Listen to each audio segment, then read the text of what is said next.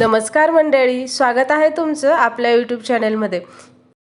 सगळ्यांना good evening. संध्याकाळची वेळ आहे आणि आता संध्याकाळच्या कामांची सुरुवात मस्त असा चहा घेऊन होणार आहे। संध्याकाळची 7ची वेळ आहे, बाहेर अंधार पडायला सुरू झालेला आहे आणि आता मी देवाला दिवा लावून घेणार आहे। दिवा लावून झाल्यानंतर आता डिनरची तयारी करूया। डिनरसाठी मस्त असा गावरान बेत बनवायचा आहे। या ठिकाणी 2 कांदे कट करून घेतलेले आहेत, कढीपत्ता, 1 वाटी बेसन, 5-6 लसणाच्या पाकळ्या ठेचून घेतलेल्या आहेत, 2 हिरव्या मिरच्या कट करून आणि थोडीशी हिरवी कोथिंबीर।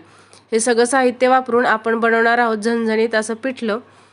पिठलं बनवताना त्यामध्ये गाठी होऊ नये म्हणून जेवढं आपण बेसन पीठ घेतलेलं आहे तेवढ्याच प्रमाणामध्ये त्यामध्ये पाणी घालायचं आणि सुरुवातीला बेसन पिठाची अशी पेस्ट करून घ्यायची। या ठिकाणी मी 1 वाटी बेसन घेतलं होतं, त्यामध्ये 1 वाटी पाणी घातलेलं आहे आणि त्याची स्मूथ अशी पेस्ट करून घ्यायची, ज्यामुळे आपलं पिठलं जे आहे त्यामध्ये अजिबात गाठी तयार होत नाहीत। झणझणीत असं गावरान पिठलं कसं बनवायचं याची रेसिपी मी आपल्या चॅनलवरती शेअर केलेली आहे। तुम्हाला डिटेलमध्ये ती रेसिपी पाहायची असेल तर तुम्ही चॅनलवरती जाऊन पाहू शकता। या ठिकाणी तेल गरम झाल्यानंतर मी जिऱ्याची फोडणी दिलेली आहे। जिऱ्यामुळे अतिशय छान टेस्ट येते पिठल्याला। त्यामध्ये घातलेला आहे कढीपत्ता, त्यानंतर त्यामध्ये घालायचे आहेत ठेचलेल्या लसणाच्या पाकळ्या। लसणामुळे अतिशय खमंग टेस्ट येते पिठल्याला। लसूण थोडासा लालसर होईपर्यंत परतून घ्यायचा।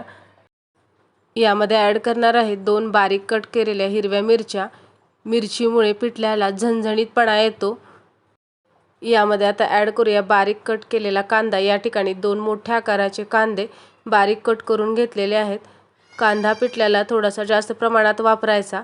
कांद्यामुळे पिठल्याला चव तर छान येतेच, पण टेक्स्चरसुद्धा छान येतं।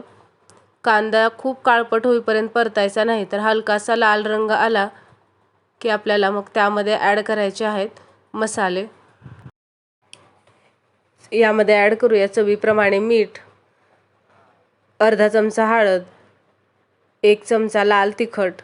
सुरुवातीला 2 हिरव्या मिरच्या सुद्धा वापरलेल्या आहेत, त्याप्रमाणे लाल तिखटाचा वापर करायचा आणि थोडीशी कोथिंबीर। सर्व मसाले तेलामध्ये मिनिटभरासाठी व्यवस्थित परतून घ्यायचे आणि त्यामध्ये आता ॲड करूया गरम पाणी। या ठिकाणी 1.5 ग्लास गरम पाणी ॲड केलेलं आहे। आपल्याला पिठलं हे कितपत पातळ किंवा घट्ट बनवायचं आहे त्यानुसार पाण्याचं प्रमाण कमी जास्त करायचं। पाण्याला व्यवस्थित उकळी आली की त्यामध्ये ॲड करायचं आहे बेसन। या ठिकाणी 1 वाटी बेसन आणि 1 वाटी पाणी याचं आपण बॅटर बनवून घेतलं होतं ते ॲड करत आहे। बेसन घातल्यानंतर कंटिन्यू हलवत राहायचं, त्यामुळे पिठलं तळालाही चिटकत नाही आणि त्याच्या गाठीही तयार होत नाहीत। व्यवस्थित हलवल्यानंतर ताट झाकून आपल्याला 5 मिनिटासाठी पिठलं सुरुवातीला व्यवस्थित शिजवून घ्यायचं आहे। 5 मिनिट झाल्यानंतर आणखीन एकदा पिठलं व्यवस्थित हलवून घ्यायचं। परत एकदा ताट झाकून 2 ते 3 मिनिटांसाठी व्यवस्थित शिजवून घ्यायचं। पिठलं व्यवस्थित शिजलं की त्यावरती चमक येते आणि एक साईचा थर आल्यासारखा येतो, तेव्हा समजायचं की आपलं पिठलं व्यवस्थित शिजलेलं आहे। शेवटी ॲड करूया बारीक चिरलेली कोथिंबीर आणि आपलं झणझणीत असं पिठलं खाण्यासाठी तयार आहे। या झणझणीत पिठल्यासोबत बनवूया गरमागरम ज्वारीची भाकरी। एका गॅसवर मी भातसुद्धा कुकरमध्ये शिजायला ठेवलेला आहे। भातासोबत सुद्धा पिठलं अप्रतिम लागतं। घरामध्ये सगळ्यांनाच भात आणि पिठलं आवडते। ज्वारीची भाकरी बनवताना सुरुवातीला आपण जेवढं व्यवस्थित पीठ मळून घेऊ तेवढी आपली भाकरी करताना चिरत नाही आणि अतिशय मऊ होते। त्यामुळे सुरुवातीला भरपूर वेळ पीठ मळून घ्यायचं आणि मगच भाकरी थापायला घ्यायची। मुलांना अधूनमधून अशा प्रकारे ज्वारीची गरम गरम भाकरी करून खाऊ घालणे खूप गरजेचे आहे, त्यामुळे त्यांना भाकरी खाण्याची सवय लागते। नाहीतर बऱ्याच वेळा मुलं मग फक्त चपाती खाण्याचाच आग्रह धरतात।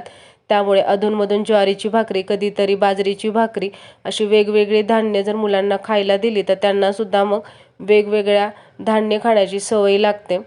गरमागरम अशा ज्वारीच्या भाकरी बनवून झाल्यानंतर मी अशा पद्धतीने टोपलीत ठेवते, त्यामुळे त्याची सगळी वाफ निघून जाते। भाकरी झालेल्या आहेत, आता मी सगळ्यांना जेवायला वाढणार आहे। अशा पद्धतीने भाकरी, भात, पिठलं, मिरचीचं लोणचं, कांद्याची पात असा गावरान बेत आज डिनरसाठी आहे। आजचं डिनर घरात सगळ्यांनाच आवडलं। आता जेवणानंतर सगळ्यात शेवटचं काम असतं ते म्हणजे किचन क्लीन करून ठेवणं। संध्याकाळी झोपायच्या आधी सर्व किचन क्लीन करून ठेवलं तर मग सकाळीसुद्धा आपल्याला किचनमध्ये अगदी फ्रेश वाटतं। हाय हॅलो नमस्कार. सगळ्यांचं डिनर झालेलं आहे. संध्याकाळचं किचन क्लिनिंग सुद्धा झालेलं आहे. आज मी माझं संध्याकाळचं रुटीन थोडक्यात तुमच्याशी शेअर केलं. तुम्हाला जर व्हिडिओ आवडला असेल तर लाईक करा, शेअर करा आणि चॅनलला सबस्क्राईब करा. सगळ्यांना गुड नाईट.